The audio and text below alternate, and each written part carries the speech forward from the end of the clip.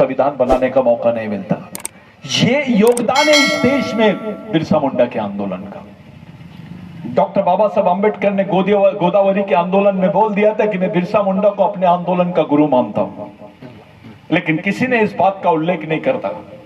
कोई इस बात को ये नहीं करते, ना बामसेव के लोग बोलते हैं, ना बाकी आंबेडकरवादी लोग बोलते हैं, क्योंकि बिरसा मुंडा का आंदोलन इस देश को देश बनाने वाला आंदोलन है। आरएसएस वालों ने देश नहीं बनाया है, यह बिरसा मुंडा का आंदोलन है जिसने देश की परिभाषा किया। अभी बहुत जल्दी इस पर ऑक्सफोर्ड यूनिवर्सिटी में अपने मूवमेंट के माध्यम से, अपने संगठन के माध्यम से एक बहुत बड़ा ऐतिहासिक ग्रंथ हम लोग दे रहे हैं, जिसको रियल स्टोरी ऑफ इंडिया करके हम लोगों ने टाइटल दिया। भारत की सच्चा इतिहास, भारत का सच्चा इतिहास हम लोग रख रहे हैं। उसमें लिंगोइज्म को भी लाया हमने कि लिंगो कौन था। अबे लिंगो धर्माचार्य नहीं था, धर्मगुरु नहीं था, वो साइंटिस्ट था, वैज्ञानिक था, जिसने समाज में बताया कि ये ऐसे इस तरीके से आपको चलना है। केवल लिंगों के समाजवादी दृष्टिकोण में आदमी का ही विचार नहीं था, जानवरों का भी विचार था। एक चिंतक था, वो एक नैसर्गिक चिंतक था, जिसको नेचुरल रिसोर्स का सबसे बड़ा चिंतक माना जाता है। हिरासुका कौन था? म्यूजिशियन थे। आदमी में संगीत नाम की चीज पैदा की। आदिवासी औरत अगर मैयत में भी रोती है तो राग में रोती है। ये रियल बात है, ये सच्ची बात है।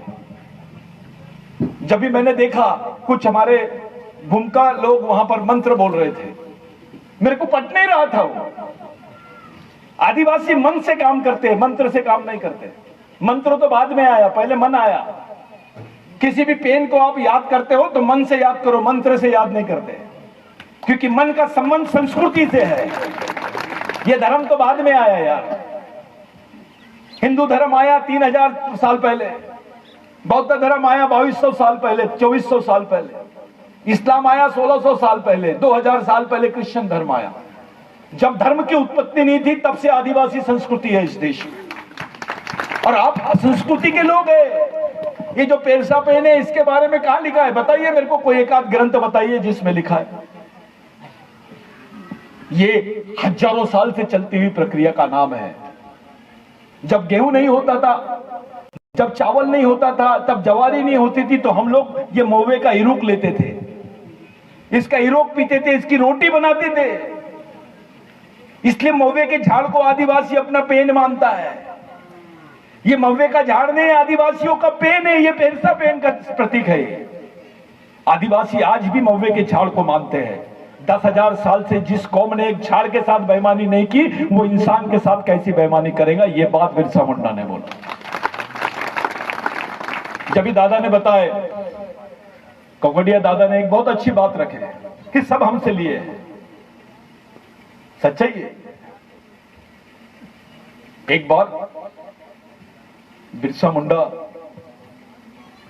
राम मंदिर तो अभी की बात है, ये मॉडर्न हो गई बात। पहले जगन्नाथ का मंदिर राम मंदिर से ज्यादा फेमस था। बिरसा मुंडा के समय की बात है, बहुत तूफान आता है, सब भगते हैं इधर उधर हवाधुन तूफान से।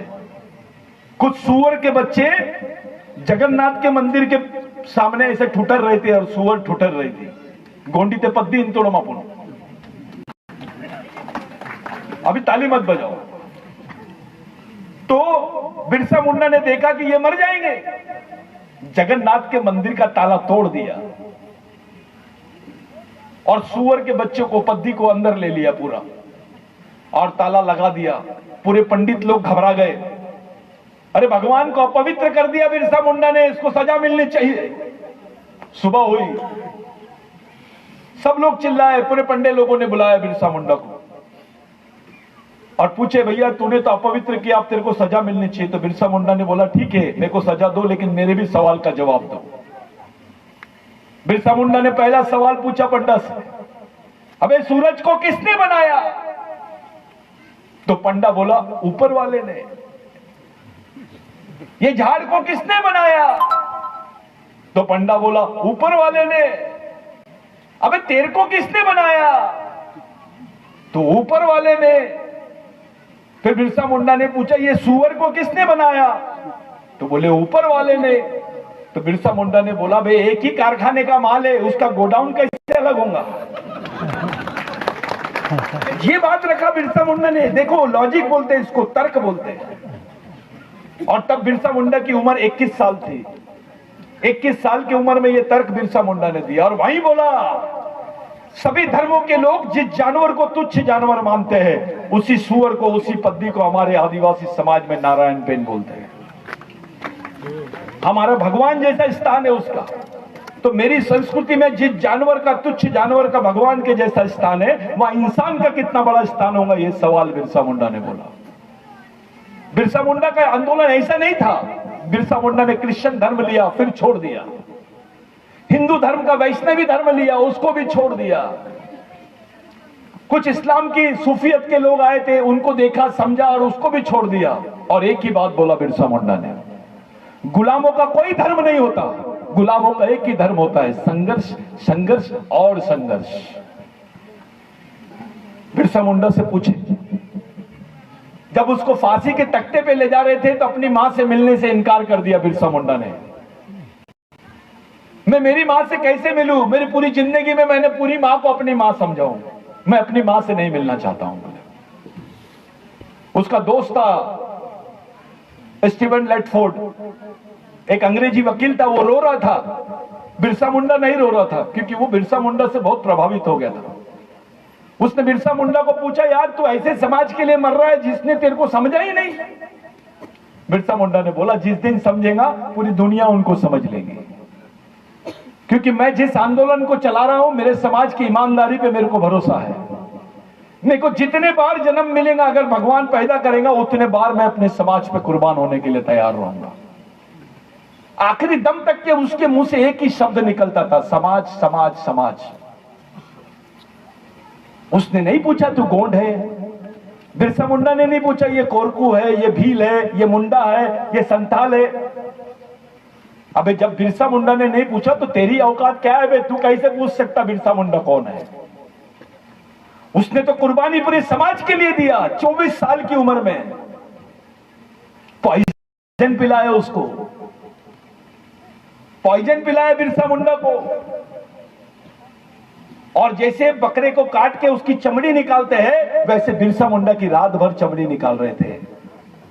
उसको बोल रहे थे कि तू बोल आदिवासी नहीं है, तू बोल इसका मालिक नहीं है, तू मूल निवासी नहीं है। बिरसा मुंडा ने बोला, मैं मर जाऊंगा लेकिन मैं एक ही बात बोलूंगा, मैं आदिवासी था, हूं और रहूंगा। मैं अपनी कौम से मरते वक्त भी गद्दारी नहीं करना चाहता हूं। मेरी खून का कतरा कतरा मेरी कौम के लिए कुर्बान है। 24 साल की उम्र में कौन से राजा ने तुम्हारे लिए इतनी बड़ी कुर्बानी दिया बताओ? वो भगवान का नाम बताओ जिसने ये किया। तो